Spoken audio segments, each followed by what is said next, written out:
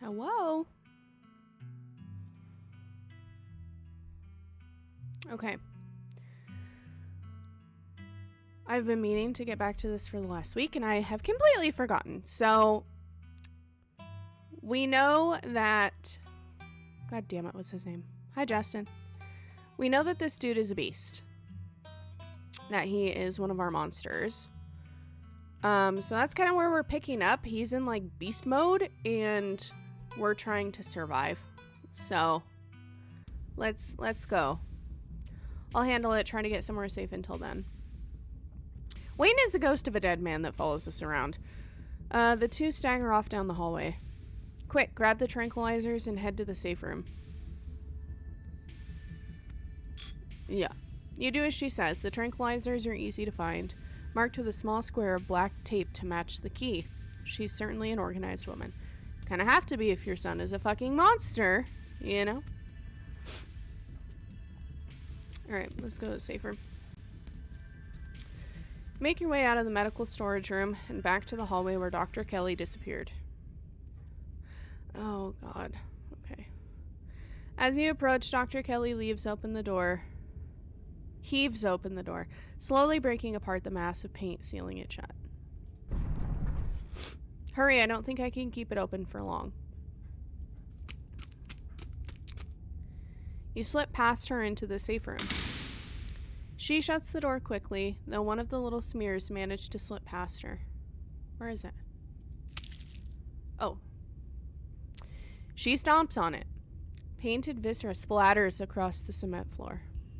Gross. Sounds like Reese and your friend are still fighting. We probably have a few minutes before he gets here.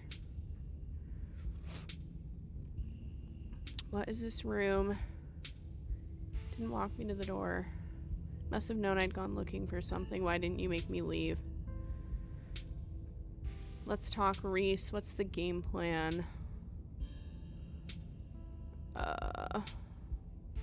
Yeah, I am gonna ask this.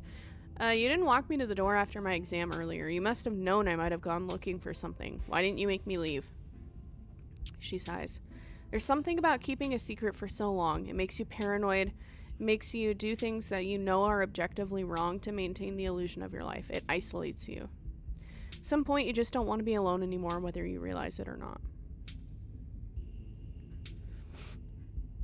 So you get sloppy. You leave things around you shouldn't, because that destructive little part of you wants to test the limits of how obvious you can be before someone is able to put two and two together. I'm not blind. I can see things that are happening in Scarlet Hollow. Unusual things. I guess subconsciously I must have decided if there was ever a time to let someone else in, it would be now. That's fair. But also, like, how does Reese relate to, like, the other stuff that's going on, is my question. Like, is he the big, like, daddy monster? I don't know. What's this room? Let's talk Reese. Yeah, I bet you have some questions. Go ahead, I have nothing left to hide. How did he not know what he was? I've been medicating him since he was 12. We've only had 3 incidents like this before, maybe 4. Depending on what counts. This is the worst one by far. He doesn't seem to understand at first that he looks different, and I just make sure to stay on top of his dosages so he rarely ever does. But I've been preparing for this inevitability. He's an adult now. There's only so much I can do to control him. What is he? At first I thought he was some kind of werewolf. But if he is, he doesn't follow any kind of full moon rules or anything. Silver doesn't do shit to him, and you've seen what he looks like. It's just weird. I almost wish I could examine him while he's fully transformed. I'd be fascinated to know what happens to him or how his body does it.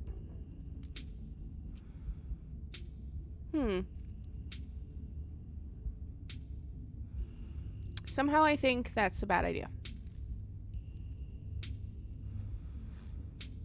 How would you even do that? I mean, trank him, I guess, but we already tried that. And he monstered off. But he seems pretty hell-bent on ripping my throat out, so I guess it'll just have to remain a mystery.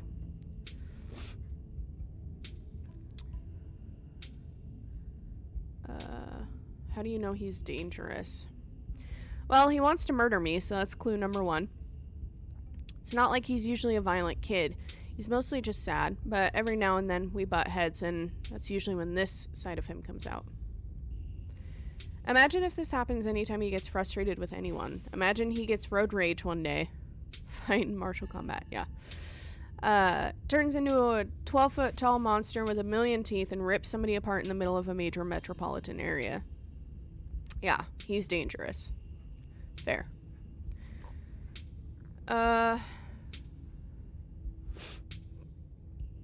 Why not just kill him? Yeah, let's ask her why she doesn't kill her monster son. What you're doing is difficult, but it's definitely necessary. I'm glad you see that. Makes me feel a little less cruel. Hasn't been easy doing all this to him, but I know it's for the best, for him and for everyone else. The relationship between you seems so difficult. Yeah, you could say that. He was such a cute kid. When I found out I was pregnant, I was terrified, but I didn't know if I'd be ready. But he made me love being a mom.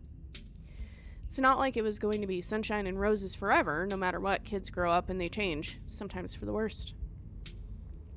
This is part of being a mom, too. Doing what you can to make sure the child you brought into the world isn't going to go around eating people. Ah!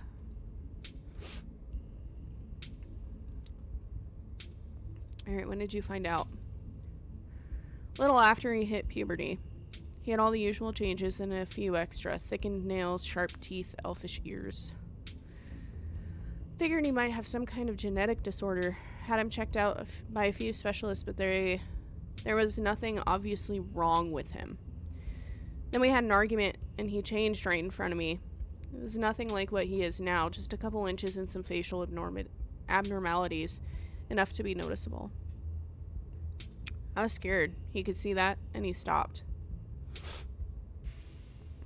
I thought it was a one-off, or maybe a hallucination. But the second time, it wasn't as subtle, and it didn't go away as easy. That's when I knew for sure that this was something beyond my realm of expertise. That'd be scary as fuck. Your kid just, like, grows and gets all these really sharp teeth and, like, constantly threatens to rip your throat out. No thanks. Kelso would never do that to me.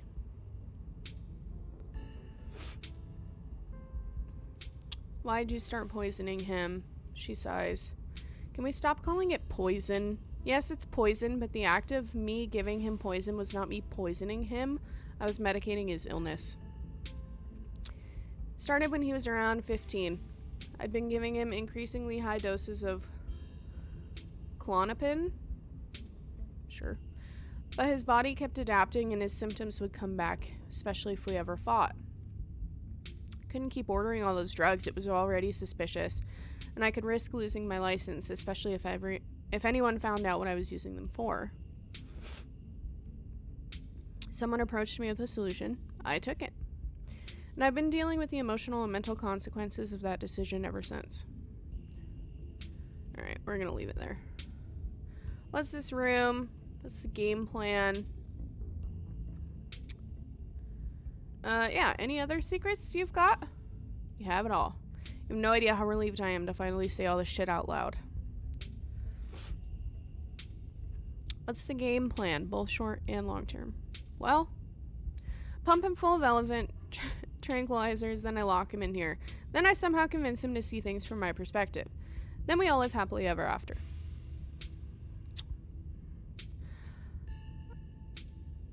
I'm not sure that's gonna work, but...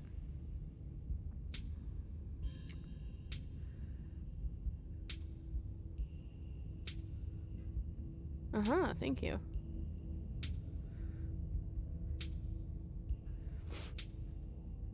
And if you can't, it doesn't really change much. Whether he's a willing captive or an unwilling captive, it doesn't matter. He's under my constant supervision or he's dead.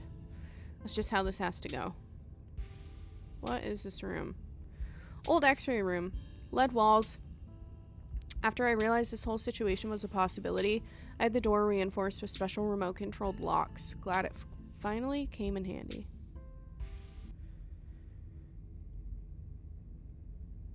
Oh, that makes a lot of sense for him. If those are the side effects? Yeah, wow. Alright, you and Dr. Kelly sit in silence and wait for her son to make his way to you. Sound of distant breaking glass cuts through the silence of the clinic outside the safe room. Shit, this might be game time. What am I supposed to do? She didn't tell me what my part of the plan is. Dr. Kelly opens the door. The two of you stare out into the hallway. Ugh.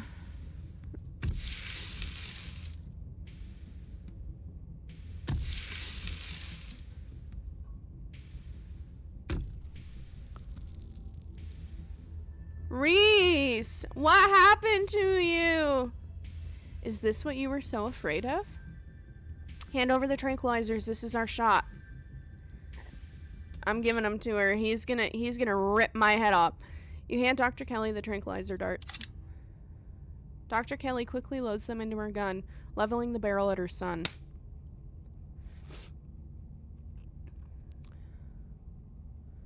Reese, I'm sorry. Jay, I thought we were in this together. Thank God.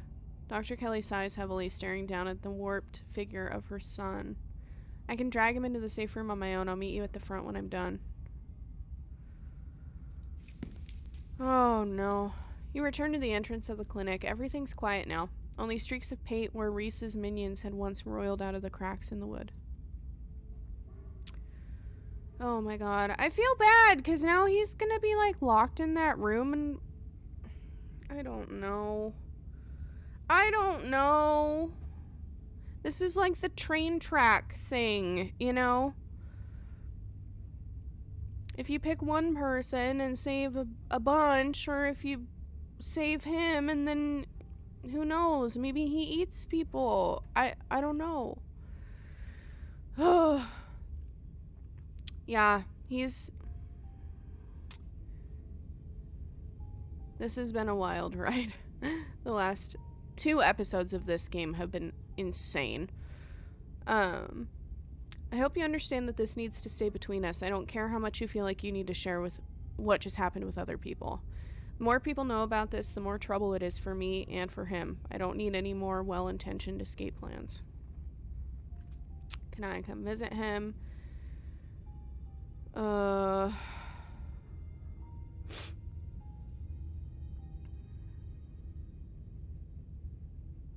Yeah, oh shit, I didn't mean to flirt with her.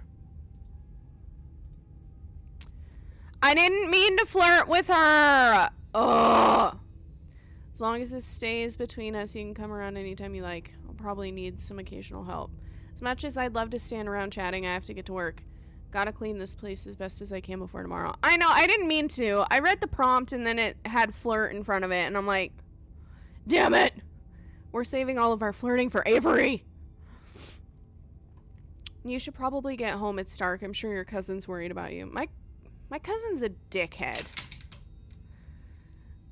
You don't wait to be kicked out. Heading out the door to the clinic and into the dark night beyond. Here come all the little creepies! Night is oddly warm compared to the chill of the day. Crickets singing quietly in the sleepy little neighborhood. I know, I'm gross.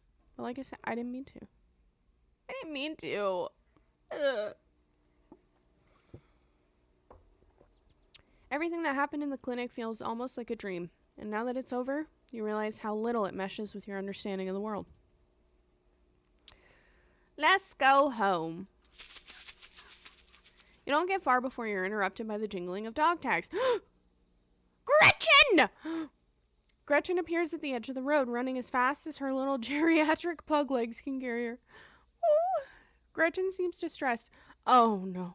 She whines as she stares up at you from the ground, eyes desperate, anxiously jumping back and forth and darting away when you try to lean down to her.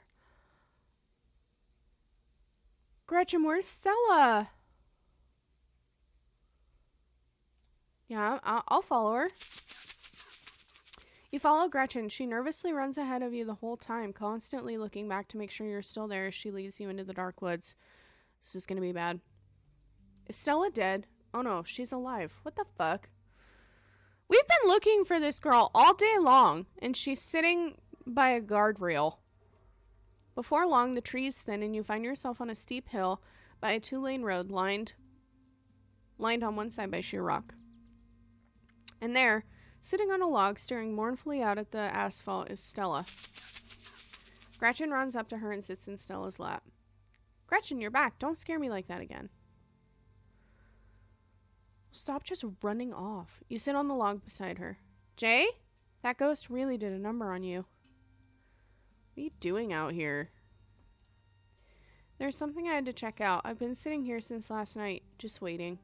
But nothing happened. I'll probably head home in not too long. Please just talk to me, I'm begging you. What is this place, Stella? Why are you here? Stella faces you for a moment, desperate eyes trying to force out words a part of her thought she would never have to say out loud. And then she turns back to the road. This is where the accident happened. My parents died on this bend in the road. No, she's a paranormal investigator. She has a YouTube channel. I don't know. They were taking me to college. I was lying in the back seat, and it just rained, and the sun was finally coming out. Oh, good. I get to watch Stella's parents die.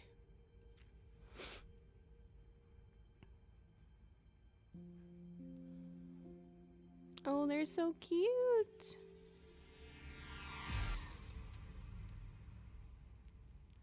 Ruh-roh.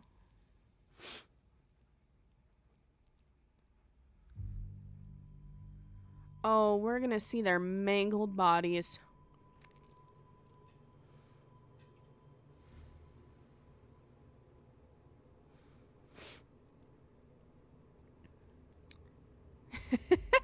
Hi, Jess.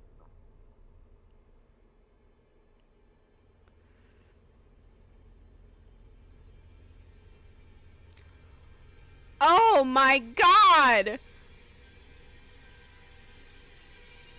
Holy shit! Oh, Stella. Sorry, I know that's probably a bummer to talk. Well, shit! It was awful. Really messed me up for a while. But it would still mess me up. Yep, I think I'm still messed up. There's whole years of my life after the accident that feel like they just never happened. Like every time I try and remember them, it's blank. I have all these videos sitting on my channel that I don't even remember filming. It's scary. At least it hasn't been like that for a while, thank God. Never talked about this before with anyone. No. I'm gonna say I'm sorry. I didn't know. You have nothing to be sorry about. I should have talked to someone. I shouldn't have just run off. Yeah, no shit. The day after I get possessed by a fucking ghost and then they literally make a bargain with me and take years off my life and she runs off. You've tried to be there for me the entire time I've known you. I should have just let you in. If it's not too late, I want to let you in now. Well, it's not too late, but it would have been helpful information when you ran away. The two of you stare out at the road. I think the accident is probably why I got into ghost hunting. I think I just wanted to see them again. Wanted to know whether I even could. I never found anything, so I eventually gave up. Then last night happened, and I ran out here to see if maybe it would happen with them too. Even if it meant seeing the crash again or seeing them all messed up and dead, I just wanted to see them. It's been a whole day. I don't think they're coming. Could always wait a little longer. You both stare out at the quiet mountain road. Justin. Gretchen pants lazily in Stella's lap. Nothing happens. Nothing continues to happen for a few long minutes. I think I'm ready to throw in the towel. It's not like I would want to see them like that anyway. I guess I came out here hoping I might get a chance to say goodbye or something like that. Since I didn't get a chance when they were alive. Just because they weren't there doesn't mean they don't love you wherever they are. Probably somewhere better than whatever the hell Charlie got trapped in. It's good they're not coming. You don't want them to be ghosts. Oh. Some of these are horrible responses. Yeah. Doesn't mean they don't love you from wherever they are. That's a nice thought. I've thought a lot about what might come after, whether they're somewhere else or if they just stopped existing. It is called Scarlet Hollow. I guess we've seen at least some evidence of the afterlife. I hope that means that there's a good version too. While they're still on that long car ride, listening to Dad's tapes with a place in the backseat for me when I eventually catch up to them. Then it won't matter that I never got to say goodbye. You have a long life ahead of you before that. You're right. When all of that happened, it felt like the end of the world. It felt like nothing was ever going to matter again. She straightens up, stretching her neck. Gretchen hops down from her lap, tags jingling in the quiet night air. We should probably head back, right? I haven't slept in a day. Oh. Do I tell her about the scary, werewolf Wendigo boy? Or no?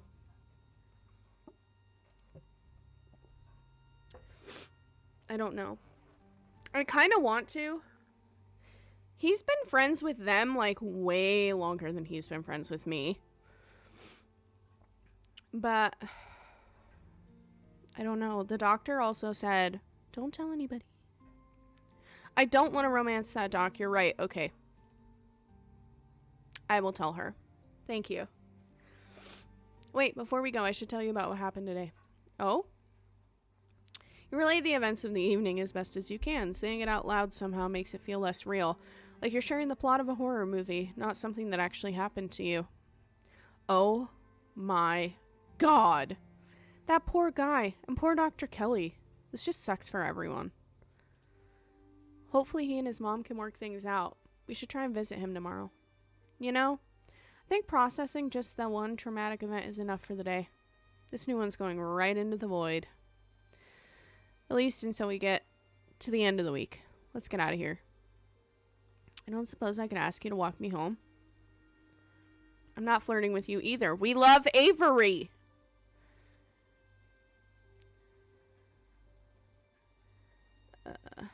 Of course, lead the way. She smiles. She scoops Gretchen up under her arm, and the three of you make your way back down the mountainside, returning to the sleeping holler below. And this is me. Do you want to come in? No, I don't. Look at this. They're like, love Stella. No. I should really head back. Tabitha's probably freaking out. Stella's expression sinks a little, though she tries to hide it. Oh, yeah, she probably is. I shouldn't have kept you out so late. I'm sorry. Hopefully she doesn't give you an earful because of me. I'd better get to bed. See you tomorrow. Thanks again for coming out there to find me. Didn't realize how much I needed to just talk to somebody. See you tomorrow. Bye. She gives you a tired wave before retreating into her house. Time for you to get home, too. Wayne, stop showing up like this. You stop it. He appears as if out of nowhere, clothes streaked with what at first looks like blood and gore, but you quickly realize it's paint. Evidence of his altercation with Reese. I'll walk you. No way, dude. I'm walking home by myself. Sure, I'll welcome Wayne. Shall we? I'm not sure why this dude is wanting to hang out with me, but whatever. Wayne walks just ahead of you in near complete silence. Why are you following me around? Yeah, why are you following me around? Because you're special. No, I don't want to romance the ghost. He freaks me out. But why? Why am I so special? You simply are. Do you not feel the ties that bind us? They're unbreakable. Are you my dad? Ugh. The fucking sounds. The breathing in my ears.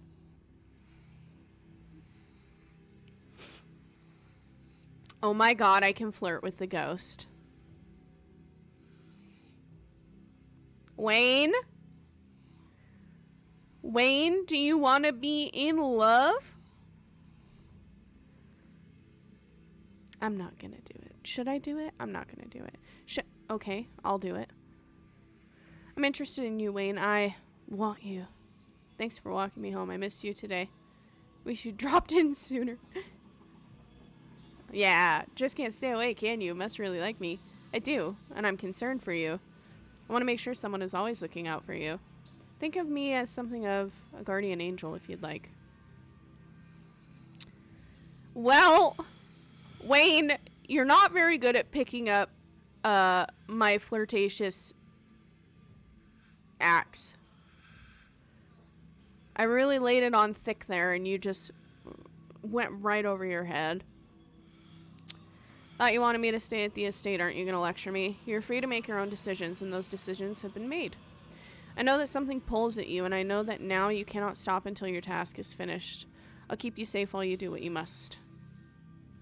Yeah, he's a real fucker.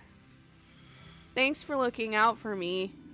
Anytime you find yourself in danger, I'll be there for you. I will always be there for you. Why, though? Okay. Found my family's death records today. They aren't adding up. Good, you're starting to see the holes then. Look for more. Did you know Reese was like that? I knew he was different. How exactly I wasn't sure, but now I know. Seems like Reese gave you a run for your money. Wait a minute, it's a strange kind of coughing sound. You realize he's laughing. He managed to catch me off guard. Those constructs of his were an interesting little trick, but that's all they were. Yeah, he's really just helping me a lot. Thanks, Wayne. I'm sure we'll see each other tomorrow. You should try to spend some time in that old building before you head to town. Tabitha won't be around. Too busy at the mines. Forbidden places won't be forbidden without her there to stop you. And you might be surprised at what you find. Thank you! That's actually helpful. Until then, sleep well. He disappears into the underbrush. Go home. There's a section of this building that she always tells me I'm not allowed to go to. State feels empty, wind howling through its abandoned halls, the very foundations creaking beneath you. Your cousin must have already gone to bed. Oh, I don't want to go to bed. I want to explore. Exhausted beyond belief, you stumble into your room and collapse on the bed. Damp smell. Ew, why is it damp? Damp smell of the mattress is starting to become almost welcoming, a sign that now daily horrors of Scarlet Hollow are finally behind you, at least until the sun inevitably rises once again. Close your eyes, your exhausted body is succumbing to sleep almost immediately. As you drift off, you think of Reese trapped in that tiny windowless room, all his greatest fears realized, his body no longer his own. But you stopped him from killing Dr. Kelly. The world, at least for now, is protected from him. Then you think of nothing. That's the end of the episode? What? What?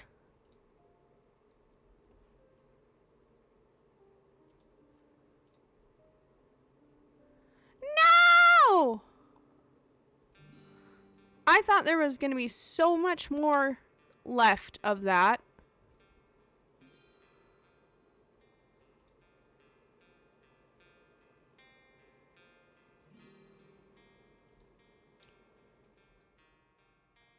There was hardly anything.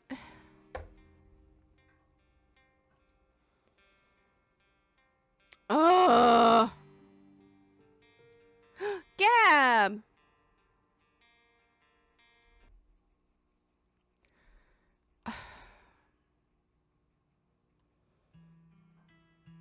Well, now we gotta switch games. I was not planning on doing that, but hold on. There's another one that's like story-based that we